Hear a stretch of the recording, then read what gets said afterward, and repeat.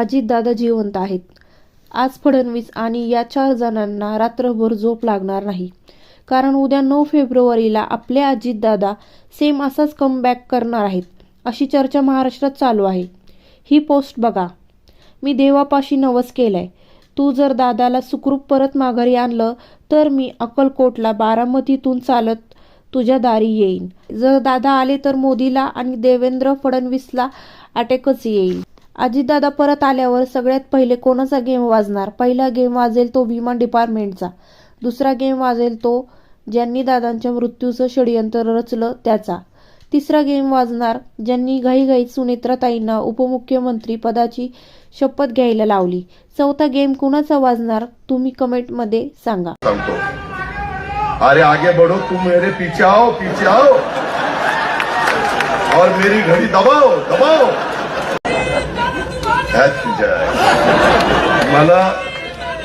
मला तर वाटतं ही सुपारी घेऊन आले माझ्या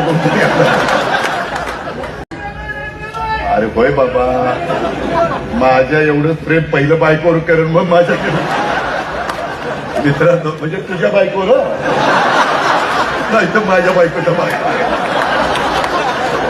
दिवंगत श्री अजित पवार यांच्या मृत्यूची 2 पातळीवरती चौकशी सुरू आहे. सिव्हिल एव्हिएशन डिपार्टमेंट त्यांची चौकशी करतं आहे.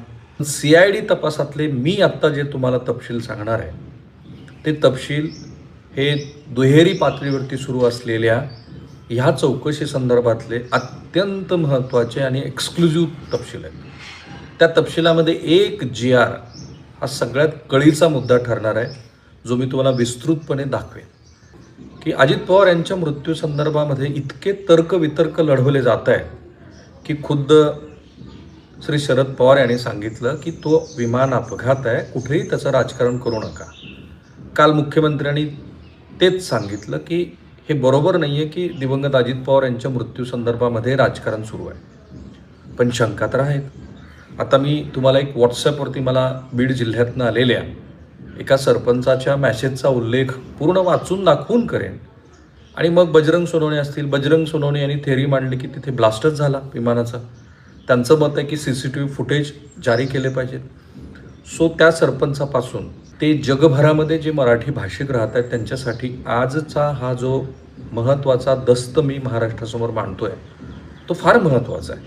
आणि महत्त्वाचं म्हणजे अजितदादा यांची ती रात्र की ज्या रात्रीवरती आता सगळा फोकस आहे, तर ती रात्र काय होती. त्या आधी बीड जिल्ह्यातनं काही मिनिटापूर्वी मला एक पोस्ट आली. नमस्कार सर, सो अँड सो, ते त्या गावचे सरपंच आहेत.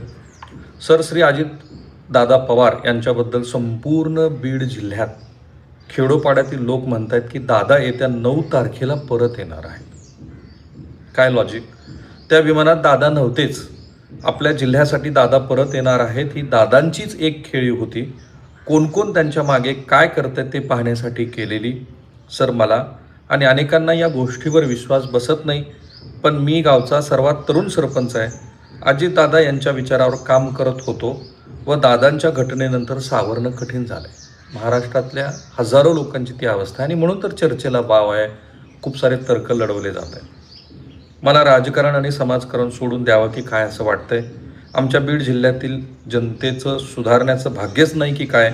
सर, जेव्हा अजितदादा यांनी बीडचे पालकमंत्री म्हणून बीड जिल्हाधिकारी कार्यालयात पहिल्या बैठकीला आले तेव्हा छत्रपती शिवाजी महाराज होते.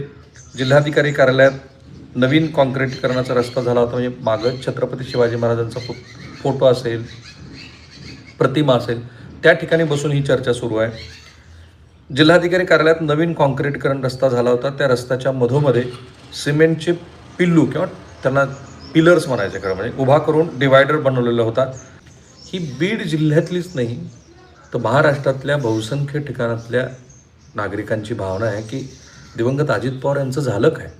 आणि म्हणून आता राहिला प्रश्न ती रात्र म्हणजे अजित पवार यांच्या दुर्दैवी विमान प्रवासाच्या आधीच्या रात्रीचे सगळे तपशील.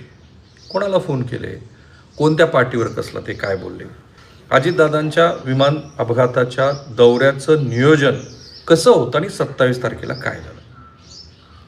27 तारीख प्रवासाच्या आदल्या रात्री म्हणजे 27 जानेवारीला अजितदादांनी कुणाशी चर्चा केली.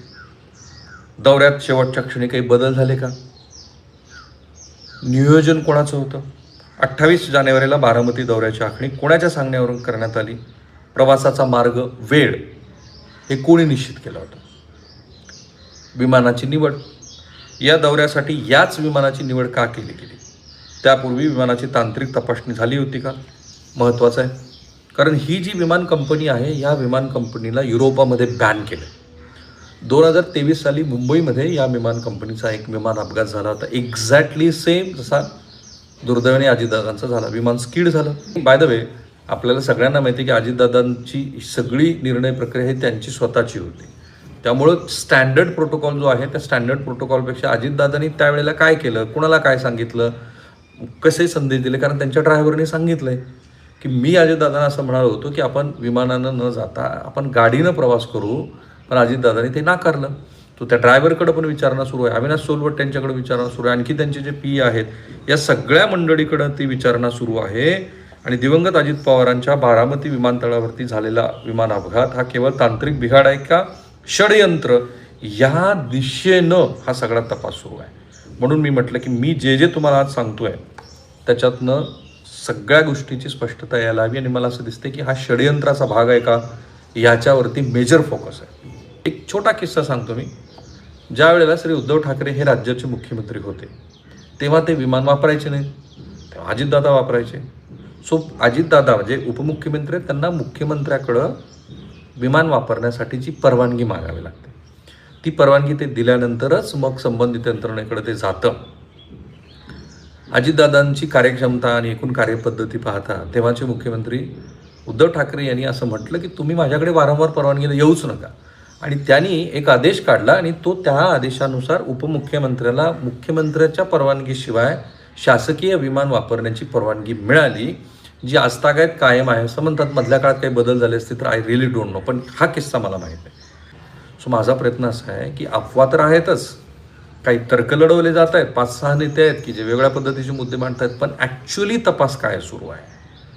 मी तुम्हाला संसदेमध्ये स्टँडिंग कमिटीनं असा अपघात होऊ शकतो हे जे देशाला सांगितलं होतं तेही सांगितलं, त्याबरोबर ह्या कंपनीला युरोपामध्ये बॅन केलं होतं हेही सांगितलं. आणि आता तिसरी महत्त्वाची गोष्ट मी महाराष्ट्राला सांगतोय की CID तपासाचा भाग हा षडयंत्राच्या थेअरीवरती पण आहे आणि त्याचबरोबर अजितदादांनी स्वतः घेतलेल्या निर्णय प्रक्रियेवरती पण आहे. अजित पवारांनी स्वगृही जाणे हा भारतीय जनता पक्षाचा पराभव, देशातल्या राजकारणाला कलाटणी देणारा तो निर्णय ठरला असता आणि भारतीय जनता पक्षाची जी दहशत आहे ती मोडून गेली असती.